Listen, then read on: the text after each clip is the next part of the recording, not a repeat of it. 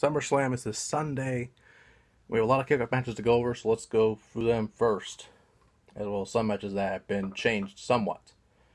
First off, the Raw Tag Team titles as the B Team defending against the Revival. The Revival being on a pay-per-view for the first time in a long time.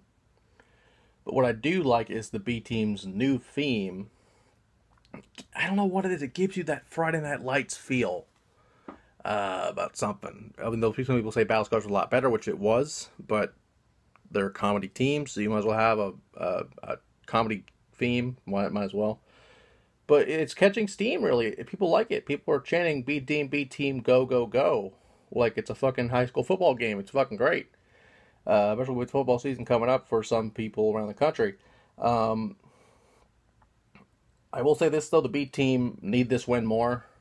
Even though we haven't seen the Revival in forever, and Revival honestly do need it more. But B Team needs to go on a run for a while to legitimize them as a threat in the tag division. So I'm going to go with the B Team. Will not be surprised if Rebel will pick up the win, though. Next up, Lana and Rusev face Selena Vega and Andrade Cien Almas. For those who are unaware, Almas is the former La Sombra, and Selena Vega is the former Rosita from TNA. You can go as far as Davina Flying from WSU. But, they're two great talents for sure. But, this will be interesting because the mixed tag match, so obviously the men face the men, women face the women. I don't know because Lana is still very unexperienced, even though she has picked up a few wins recently. I will say if Almas and Vega win, it'll be because of Vega and her experience trumping Lana in that situation. But Rusev had a big loss over AJ Styles, so he might need the win back. But I am going to go with Almas and Vega. The Cruiserweight title, we've already talked about it, but it's on the kickoff now, so I might as well bring it up again. Cedric Alexander defends against Drew Gulak. Like I said before, I'm going with Gulak for the new champion. This isn't a match, but we'll go for it regardless. Elias to perform his greatest ever song at SummerSlam. We don't know if this is on the main card or not. We just know it's there. And, it's going to be a great performance nonetheless. It's going to be a great thing happening there. But I would not be surprised if someone debuted and took out Elias. Everyone interrupts him all the time. It's just a running gag at this point.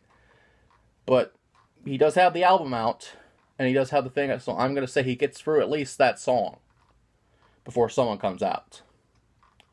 And finally, the Intercontinental title has a twist, as Dolph Ziggler defends against Seth Rollins. But, to be fair, since McIntyre's out there, we have a second for Rollins, and that is the returning Dean Ambrose, which I'm surprised they still have him as the frizzled hair in the picture. He had a fucking, not a crew cut, but just fucking as short as I've ever seen him have, ever. And that's counting CZW and all that junk, but it's interesting. If you haven't seen it, it'll make sense what I'm saying on Sunday if you haven't seen it already. But with that being said, I feel like Rollins will win back the title. I won't be surprised if Ziggler retains because Ziggler needs a run of it as well to legitimize him because the last title he held was the U.S. title and he just vacated it himself. So, he's actually defending it this time, so that's good. But, I will go with Rollins. But I'll not be surprised if Ambrose somehow gets involved and inadvertently costs Rollins the title. But with that being said, SummerSlam's this Sunday. And if anything else happens, any more kickoffs, because keep in mind, it's going to be a 2-hour kickoff instead of the regular 1 hour. So there could be a few more matches, but if there are, we will let you know.